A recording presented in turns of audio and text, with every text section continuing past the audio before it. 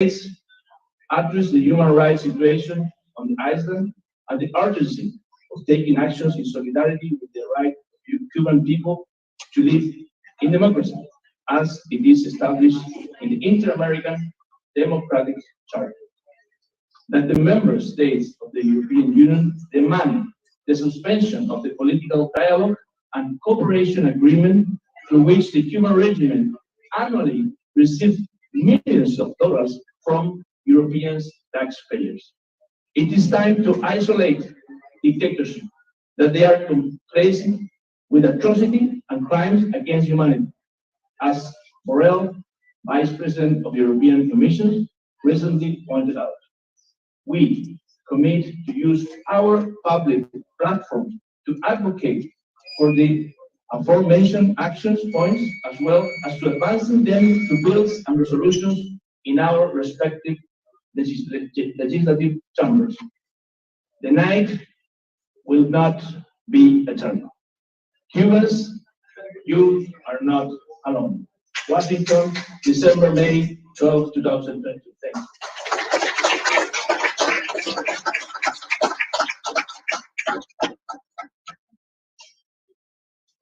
Thank you so much. Thank you so much, Senator Cass. Thank you all for being here. Thank you for committing to all these action points that are so necessary in this moment. I want to say just a brief comment and a personal comment. I have received too many sends during the morning.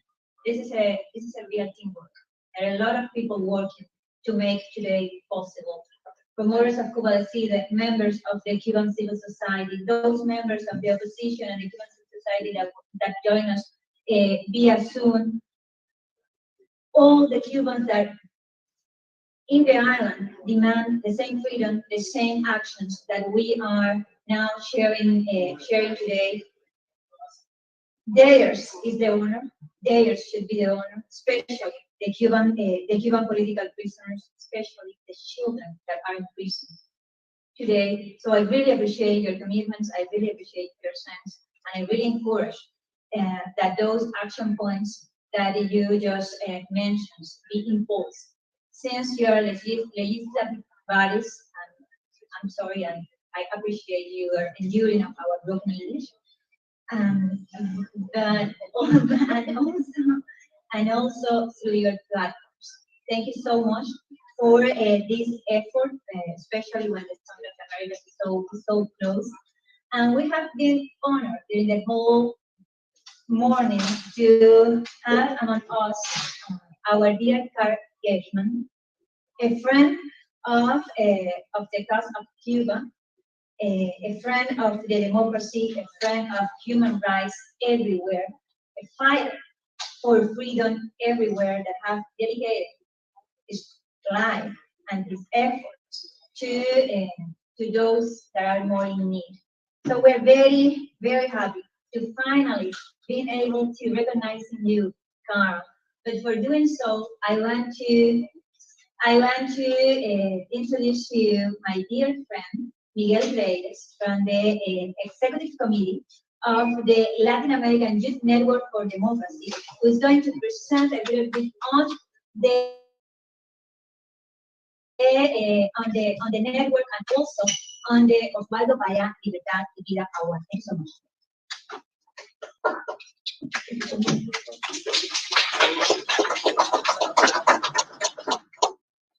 As Rosa said, I'm Miguel Reyes of the Republic. I'm a member of the board of directors of the Latin American Youth Network for Democracy. This organization that has put together young leaders of 20 countries of the region, or up to 100 organizations that promote democracy in the region. We were born at the Latin American Youth Network for Democracy in Cuba, but since Cuba is only the headquarters for promoting of these anti-values against democracy, we had to expand our values, and now we are promoting democracy in all the region. Then we got together with the Foundation for Pan-American Democracy, this award, which is the Osvaldo Paya Libertad y Vida, and this is the 5th edition. we have already awarded the European Parliament, the Mr. Luis Almagro, which is, as you know, the General Secretary of the OAS, the President of Colombia, Ivan Duque, and also Presidente Nacional, which is this organization which is part, which have some ex-presidents that are advocating for democracy in the region.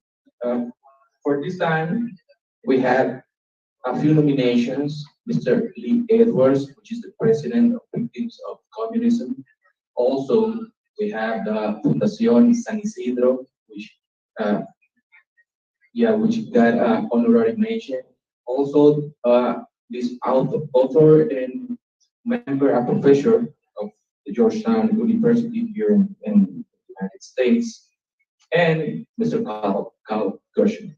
Thank you for being here. Thank you for everything you've done for democracy. Thank you for all the values that you've been promoting. Thank you for having the chance, giving the chance to us as an organization to be promoting these efforts in the region. Thank you so much. And I'll ask you to help me to receive here Ms. Christina Olney, which is the Director of Government Relations. She's the one that will be introducing this award.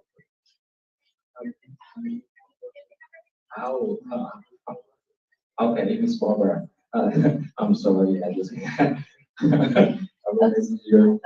So thank you, Ms. Barbara. Thank you all. Yes, please. Yeah. I'm sorry for my broken English.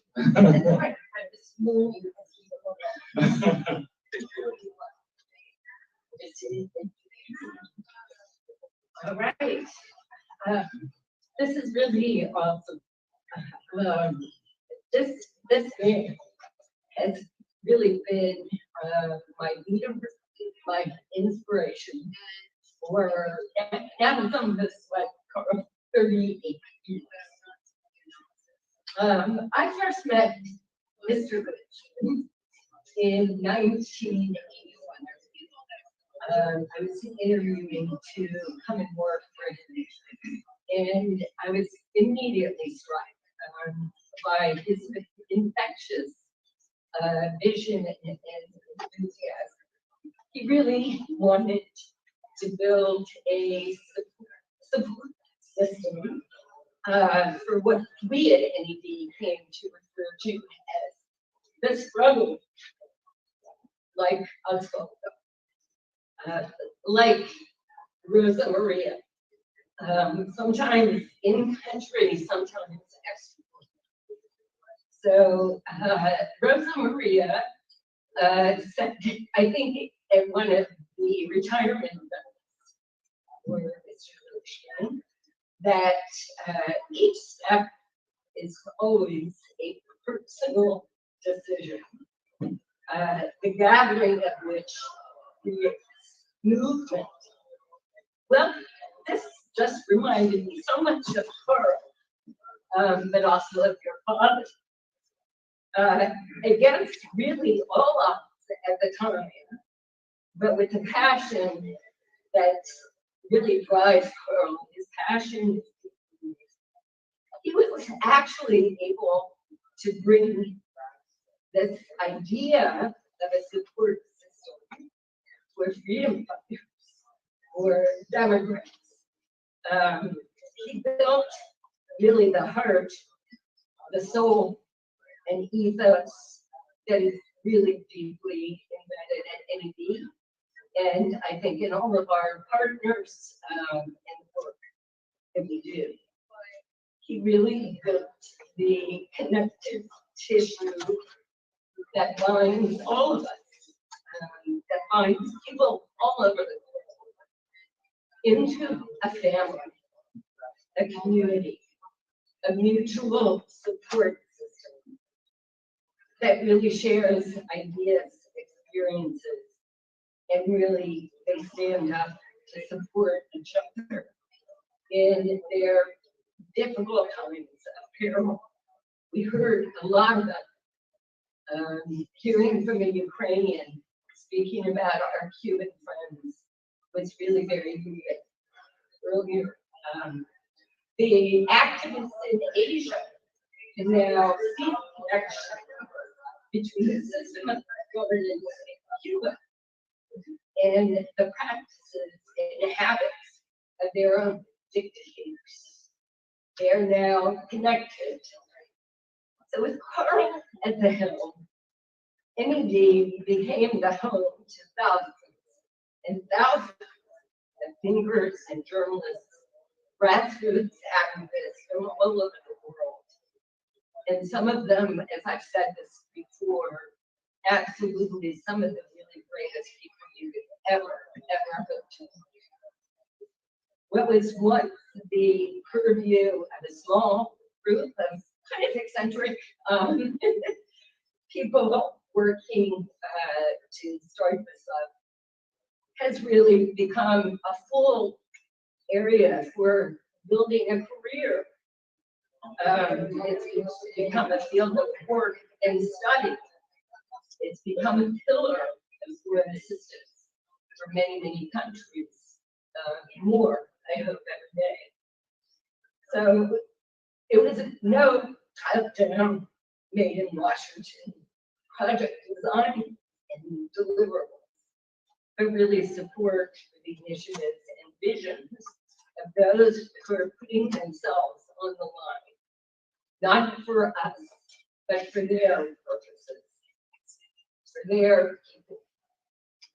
So of course, making sure the American taxpayer doesn't get ripped off, we have that oversight role, but really this is all driven by the people who fight these fights day in and day out. So from the outset, with our very thin staff, and what was at that time, no longer is, but was a meager budget, Carl insisted from the beginning that Cuba was one of our priorities, one of our very top priorities, and really for good reason. It's part of our history, and many, many Cubans we've been blessed to receive in this country have made enormous contributions to our culture, economy, politics, and government. So Carl's commitment to keeping solidarity with the Cuban people, his faith in the ability of people to change things, if they can just get a little support. And in his belief that every critical challenge to democracy, human dignity, and fundamental rights is just one more call to action. And it's what links him, I think, to Oswaldo Hayek, a man who inspired us all, and who I think understood that throughout the world there are people who will struggle, face relentless threats, and risk their lives, who would do the work, but who really deserve our embrace and support. So with that, Carl, I think so. You instruct us. I will invite also Juan Carlos Vargas from the Latin American Network for Democracy, General Coordinator, and Rosa Maria Paya, Senior Executive Director from the Latin American Foundation for Democracy, to give this certificate to Mr. Carl Gershwin. Yes.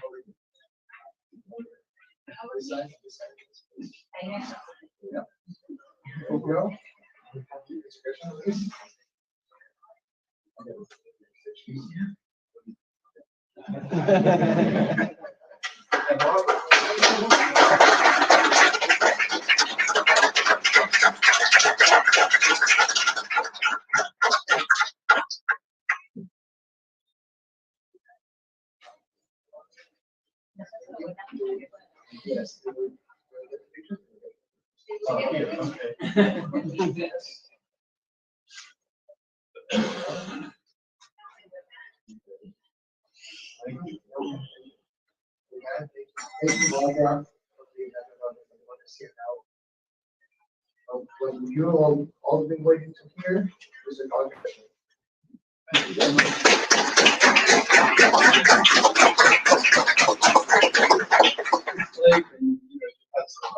this is there are so many dimensions on which this is thrown into the obviously fundamental dimension of receiving a reward named after Ohio. But being with so many friends, Barbara, you really captured something fundamental, Barbara. I want to thank you for that. You're saying that Cuba was important to you very strong. There are stories about that. I won't tell them now. But we fought for Cuba right at the beginning. I thought I was too much of an anti-communist. This would just prove it, but still, we did it. And just seeing Frank back there.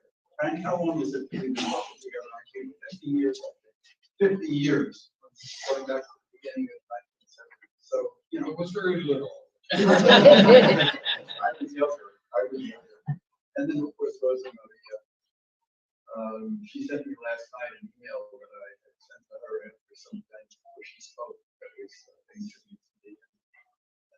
I just told her what a joy it was to have watched her try to fill the college and continue his visionary work, and how proud he would be of what she has done. And this, what's happening today is just another example of that. It's 10 years. It's approaching exactly 10 years. We'll see a documentary about this tonight, since her father was murdered. By the Cuban machine. We knew it from the very, very beginning because they've been threatening them all the time before, whatever, they used to try to make tricks and so forth. And it's coming up. It's a very important moment. But I'm also thinking back now, it's already 10 years from another moment. In January of 2012, when we organized a memorial at NED for Václav Havel, who just died. And we did it on the anniversary of Charter 77, January 6th, 2012. And we invited, because Havel had nominated Havel to the Nobel Peace Prize, and they were very close to real counterpart figures.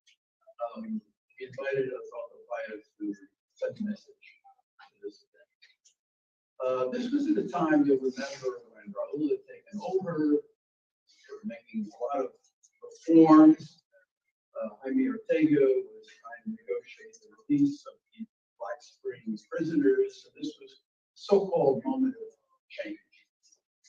And in his marvelous message that he sent to this event in January 2012, Gonzalo Paya said it was a fraudulent change.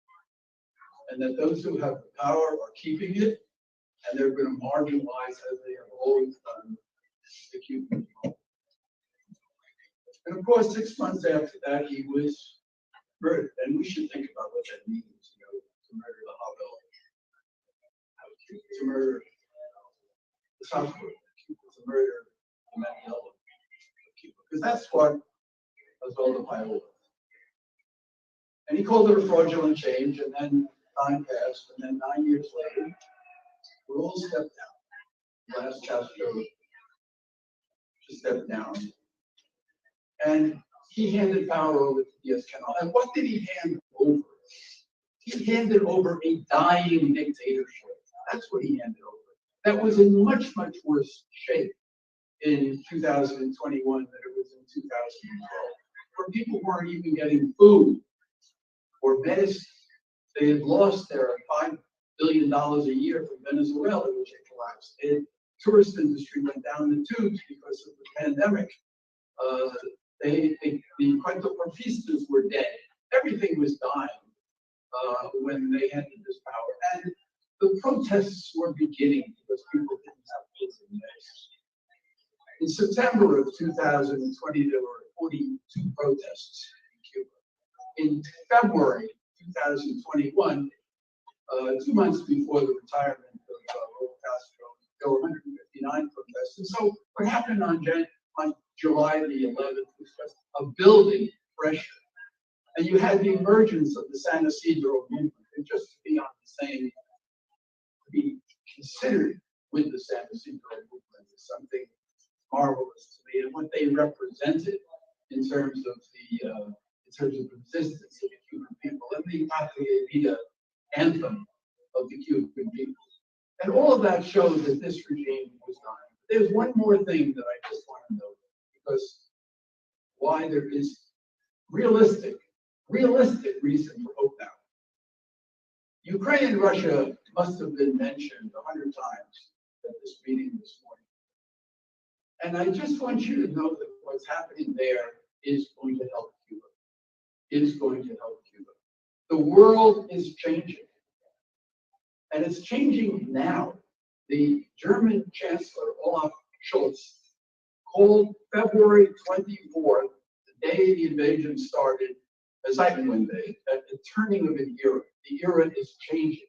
If you go back 20 days before that, to February 4th, that was the day when Xi Jinping and Vladimir Putin signed their no limits agreement of alliance, the alliance of these two autocratic leaders. And it looked like, they were marching forward and the democratic world was demoralized and in retreat. And China was about to host the Olympics. And, she sort of said, fine, don't do it during the Olympics. So he did it immediately after the Olympics. The Olympics ended February 20th, and then the invasion was February 24th and 20th. February 24th was like, what does that mean? It means that the Russians are losing. I want to make that very clear. The Russians are losing and will lose, and Ukraine will win. Just this morning, I got an email with a statement from the former Chinese ambassador to Ukraine, who headed the Shanghai Cooperation Organization, which is a coalition of all the autocratic countries, saying exactly that. Russia is going to lose and Ukraine is going to win, that the Russians are totally demoralized, which is true. You saw that even on May 9th, a few days ago, where Putin, didn't escalate. I mean, they are a defeated country. They are going to lose this war. The morale is on the side of Ukraine. And it shows that a small country can change the world if they fight. And they have fought. I mean, nobody has fought more and lost more people and shown more. The world is changing, and it is this happening right now. This transformation of the world that we are now anticipating, the 10th anniversary, not just of July 11th, but of the murder of us all fire. And those two things go together in a way, because the movement that has grown up, I think I would consider it to be the children of the railroad project. And one more thing is happening, and that is that next month there's going to be a book published about Give Me Liberty by David Hoffman. I just want to emphasize that this is an important book by an important Pulitzer Prize-winning author. That the book is equal to the subject, Paya's life, and struggle, and the author is equal to the man. And it is an important book that tells the whole story in a very, very vivid and dramatic way. I don't know how we did it. There's so many interviews, so we create the life of a person like Osvaldo Paya. But you have the story of the 20th century and the failure, of democracy in Cuba, but still the building into the Constitution, the citizen initiative that he calls that became the Morella Project. And he tells the story of that, how it didn't die when everything else died. All the other elements of the Constitution of 1940 died, but this was always stayed in the Constitution. And he tells the story of the revolution and the lies of Castro, the way he lied, and then the alliance with the Soviet Union, and then the silencing of the Cuban people. And then, the emergence in the beginning, and he tells the story of it, Osvaldo Paya, and how he developed and grew, and he was always, for these values, and always not accepting the system from the very beginning. But he tells that story, and it's a very important story to tell and how the Varela project developed. And then, of course, he tells the story of 1989 and the revolutions in Europe and how nervous Cubans were and how the economy started, the special period. And what did Castro do at that time? And he has a whole chapter on this. He went out to East Germany to get educated on how to improve their system of surveillance and repression from the Stasi. There's a whole chapter on the Stasi. Fascinating. Because they're the ones who taught how to destroy the reputation of people, how to confuse people, how to disguise murders exactly out of the Stasi handle. This is all that happened. And he tells that story. And then he tells the story of the development of the Varela project. And then the Black Spring and finally the end. And there are so many things that are interesting. I want to maybe just call attention to one that I found really fascinating, and that was Paya's relationship with Jaime Ortega, the Archbishop. He worked with him in the beginning, but they divided because Paya wanted to go further, and Ortega wanted to engage with the regime, get some space in the church, and Paya didn't want to compromise these principles. And at the funeral of Paya, Jaime Ortega said that he was a man of faith on a political mission. That's not true. He was a man of faith on a mission of faith. And one of the points that becomes clear in Hoffman's book is that Paya always believed that rights come from God, they do not come from the regime. He was always on a mission of faith. And Jaime Ortega was always trying to stop him because he would make relations difficult with the government. And I think people, in the United States, there's a whole part of a chapter on how he came to Miami, and when he was in the United States, he had gone to Europe to see the Sakharov Award, and he went to Miami. And this discussion, because there were people in the United States who were concerned that maybe he was operating within the system, he was compromising. And you see in this book how he never compromised the basic principles. Obviously, tactically, he found spaces, he knew how to work with spaces. But it's a brilliant book, and it's an important book. And what it's coming out on the 10th anniversary. On the 10th anniversary, so we'll elevate this figure. A figure who offers a moral alternative. A figure who offers an alternative identity to the Cuban people. A figure who has laid out the foundation in the Varela Project of what will constitute a new Cuba. Not just a free Cuba, but a democratic Cuba, with institutions to protect rights and an economy. And also something that Rosa Maria said, a new Cuba is possible without hate, because of all the suffering that is taking place.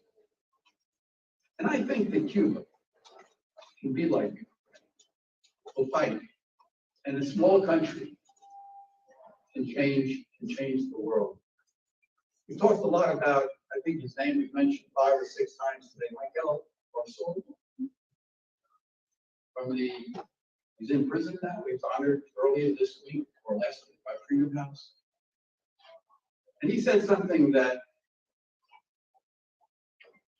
is at the heart of the San Isidro movement, Cuban struggle today. And I don't have any Spanish, but I'll try to say it in Spanish. Si te caes, yo te levanto.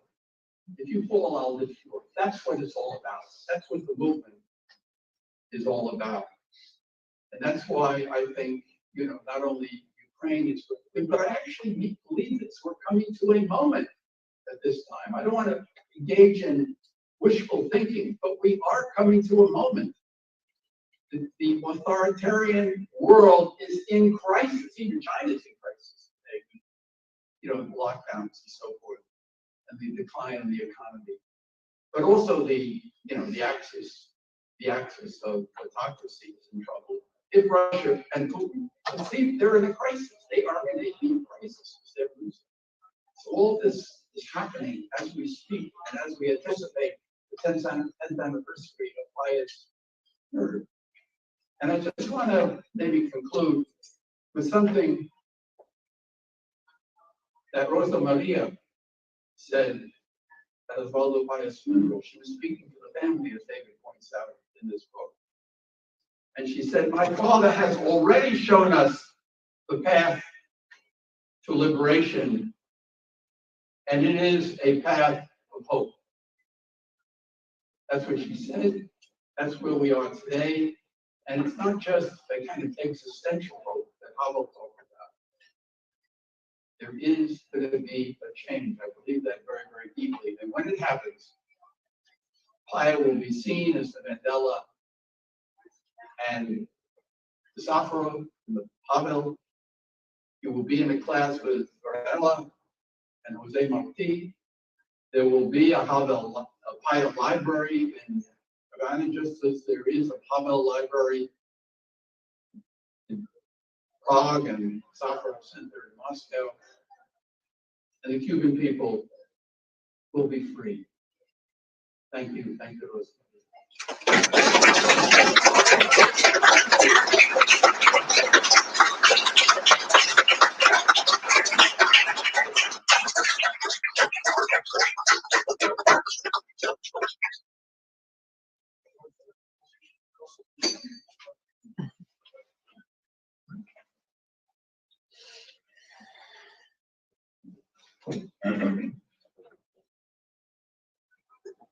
This concludes our program. Thank you so much for being here. We'll see you next time. Thank you very much.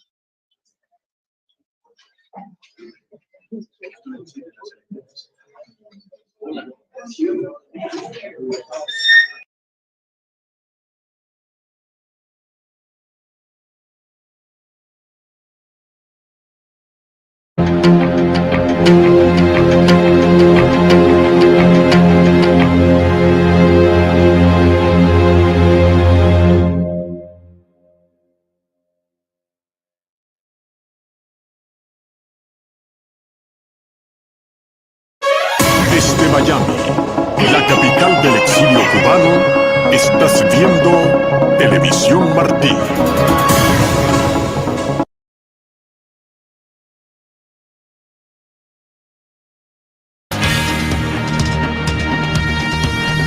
Rescatistas continúan.